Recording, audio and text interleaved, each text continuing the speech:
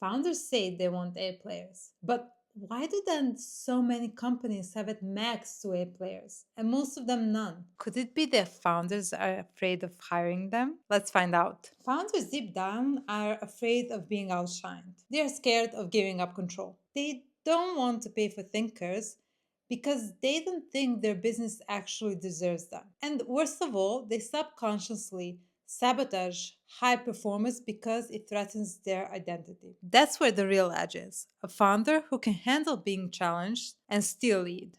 And that's rare. So, when you think about building a thinking team, with this in. A lot of founders are terrified of hiring people smarter than them. And it's not about competence, it's about identity. What if they might actually replace them as the brain of the business? What if they're better than me? What if they leave? What if I cannot afford them? So instead, they hire people they know can control and then wonder why the business feels so heavy. Yes, we keep hearing the same thing on all the podcasts everywhere. It's crucial to hire A players, blah, blah, blah. But when you go into the companies, when you dug deep into their systems, into process, into everything, you find out there are not really that many A players. Some companies don't have that at all. Some companies have max too. I'm talking about 20 to 30 people companies. Hi, my name is Tamara and I help business owners grow their businesses by streamlining processes and operations. As you know, I take only a few clients a month because I'm very selective with who I'm working with. But if you're interested, book a link. There's a link in the description and book a discovery call.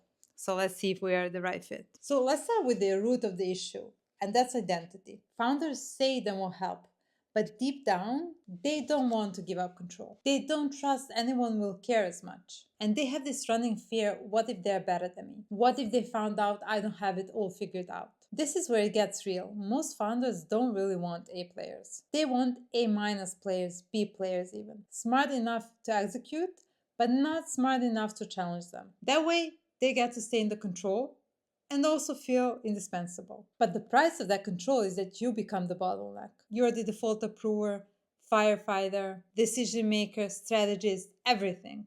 You don't have a business, you are the business. Now, let's flip the script. What happens when a founder actually hires a high performer? Most of the time, they're shocked. This person thinks ahead, questions systems, offers better solutions, pushes for autonomy, wants ownership, not just instructions. And suddenly, the founder's nervous system goes, whoa, this is too much, too fast, too opinionated, too nosy. And instead of leaning in, they pull back. They slow things down, undermine them subtly, get involved again, reapprove everything, micromanage to stay close. This is plain and simple a sabotage. Because if you want people who think, you have to stop controlling how they think.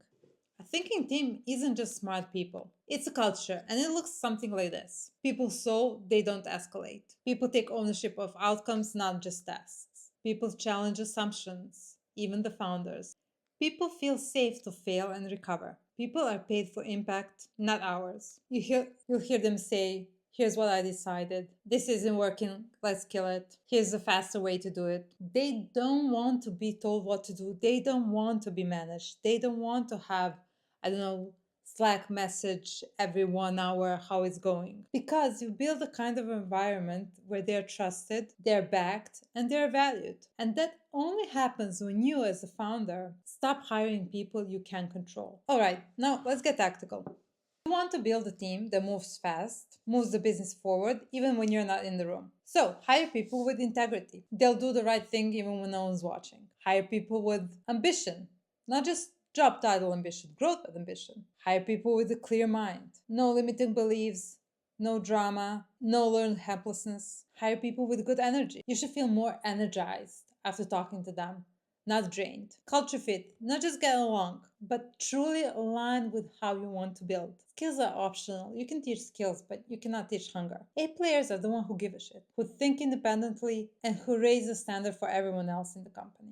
Because when you reward obedience, you kill innovation. Let people take risks. Back them even when they screw up. If they feel like everything needs your sign off, they just won't think for themselves. Ownership creates thinkers. Approval seeking creates robots. So back in the day, I was working for that metal trading company, and I was handling around 700 million per year. And we were there under constant fear because every mistake will get the same call from the boss saying, and it was only a potential mistake. So it's not even that it was a mistake. It was just like a potential to be a mistake. And then we'll get a call saying, I mean, metal trading, those are huge amounts of money. So let's say it was 5 million invoice, 5 million shipping. And he will say, oh, this is 5 million. Will you pay that back to me? And the goal was for all the employees to be afraid, to be scared. So just be careful not to be like that. Because the truth is, even if the money is great, people will leave. A players will leave. Pay for leverage, not labor. You can't hire someone to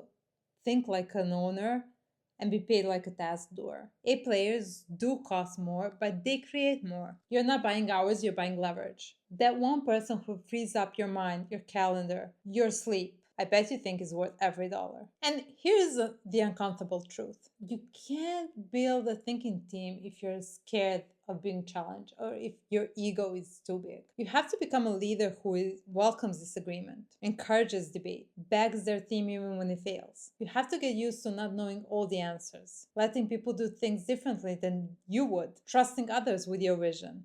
Because the truth is, there's 1,000 ways to reach one goal. So you never know. That's why I suggest testing everything, because you never know in the end who is right. And that's real leadership. Because when you let go of control and start trusting character over compliance, you stop being the bottleneck. And that's when the business finally starts to breathe. And let people be smarter than you. This is the ultimate move. Can you let someone outshine you and still feel secure? Can you allow their excellence to elevate the brand without the ego? This is the real growth edge. If you master this, your team scales without you. You become the gardener, not the hero. The most successful founders build businesses that don't need them to be the smartest person in the room. Most founders want freedom, but freedom comes from trust. And trust is built through ownership, not control. Build a team that makes you slightly uncomfortable. Build a team that feels so good that you feel that need to become better in what you do.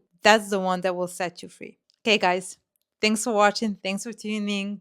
Stay sharp, and I'll be seeing you next week.